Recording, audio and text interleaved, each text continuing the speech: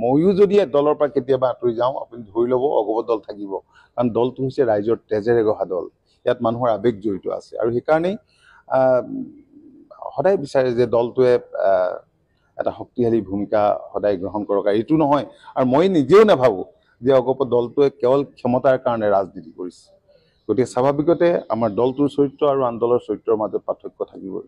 আৰু মই দলৰ কৰ্মীসকলক সদায় কৈছোঁ যে দলটোক আমি সেৱাৰ মাধ্যম হিচাপে ল'ব লাগে, দলটোক আৰু পৈতৃক সম্পত্তি নহয়। আপোনালোকে জানে যে মিত্ৰতাত থাকিলে সম্ভাৱনাপূৰ্ণ সমষ্টি থাকিলেও কেতিয়াবা এৰিবলগীয়া হয় বা দিবলগীয়াও হয়। মিত্ৰতাৰ ধৰ্ম আমি বিচাৰোঁ যে সকলোৱে পালন কৰা উচিত। এইটো আমি মিত্ৰতাত আছোঁ, গতিকে মিত্ৰতা ধৰ্ম ভাৰতীয় জনতা পাৰ্টীয়েও পালন কৰিব লাগিব আৰু আমিও পালন কৰিব লাগিব। আৰু কিছু ক্ষেত্ৰত মাত্ৰ অত্যত তেনেধৰণৰ কেতবোৰ ঘটনা পৰিঘটনা নোহোৱা নহয়। মই আকৌ কৈছোঁ যে দলটো শৃংখলাবদ্ধ, আমাৰ দলটো, আৰু এই শৃংখলা ৰক্ষা কৰিবৰ কাৰণে যোৱা 11টা বছৰত মই কোনো কম্প্ৰমাইজ কাৰো লগত কৰা নাই। গতিকে আমি চাম ক'ত কি হৈছে। ময়ো যদি দলৰ পৰা কেতিয়াবা আঁতৰি যাওঁ আপুনি ধৰি ল'ব অগপ দল থাকিব, কাৰণ দলটো হৈছে ৰাইজৰ তেজেৰে গঢ়া দল। ইয়াত মানুহৰ আৱেগ জড়িত আছে আৰু সেইকাৰণেই সদায় বিচাৰে যে দলটোৱে এটা শক্তিশালী ভূমিকা সদায় গ্ৰহণ কৰক। আৰু এইটো নহয়, আৰু মই নিজেও নাভাবোঁ যে অগপ দলটোৱে কেৱল ক্ষমতাৰ কাৰণে ৰাজনীতি কৰিছে। গতিকে স্বাভাৱিকতে আমাৰ দলটোৰ চৰিত্ৰ আৰু আন দলৰ চৰিত্ৰৰ মাজত পাৰ্থক্য থাকিবই। আৰু মই দলৰ কৰ্মীসকলক সদায় কৈছোঁ যে দলটোক আমি সেৱাৰ মাধ্যম হিচাপে ল'ব লাগে, দলটোক আৰু পৈতৃক সম্পত্তি নহয়। আপোনালোকে জানে যে মিত্ৰতাত থাকিলে সম্ভাৱনাপূৰ্ণ সমষ্টি থাকিলেও কেতিয়াবা এৰিবলগীয়া হয় বা দিবলগীয়াও হয়। মিত্ৰতাৰ ধৰ্ম আমি বিচাৰোঁ যে সকলোৱে পালন কৰা উচিত। এইটো আমি মিত্ৰতাত আছোঁ, গতিকে মিত্ৰতা ধৰ্ম ভাৰতীয় জনতা পাৰ্টীয়েও পালন কৰিব লাগিব আৰু আমিও পালন কৰিব লাগিব। আৰু কিছু ক্ষেত্ৰত মাত্ৰ অত্যত তেনেধৰণৰ কেতবোৰ ঘটনা পৰিঘটনা নোহোৱা নহয়।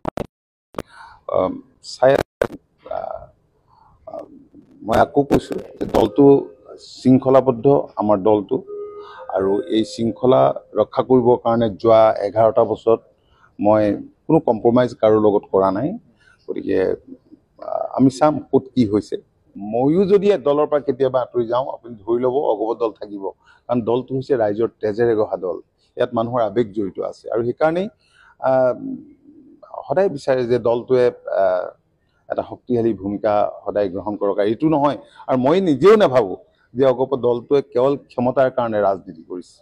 গতিকে স্বাভাৱিকতে আমাৰ দলটোৰ চৰিত্ৰ আৰু আন দলৰ চৰিত্ৰৰ মাজত পাৰ্থক্য থাকিবই। আৰু মই দলৰ কৰ্মীসকলক সদায় কৈছোঁ যে দলটোক আমি সেৱাৰ মাধ্যম হিচাপে ল'ব লাগে, দলটোক আৰু পৈতৃক সম্পত্তি নহয়। আপোনালোকে জানে যে মিত্ৰতাত থাকিলে সম্ভাৱনাপূৰ্ণ সমষ্টি থাকিলেও কেতিয়াবা এৰিবলগীয়া হয় বা দিবলগীয়াও হয়।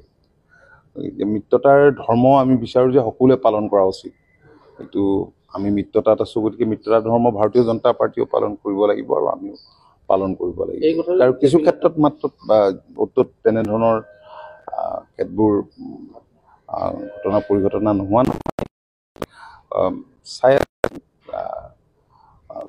মই আকৌ কৈছোঁ যে দলটো শৃংখলাবদ্ধ, আমাৰ দলটো, আৰু এই শৃংখলা ৰক্ষা কৰিবৰ কাৰণে যোৱা 11টা বছৰত মই কোনো কম্প্ৰমাইজ কাৰো লগত কৰা নাই। গতিকে আমি চাম ক'ত কি হৈছে।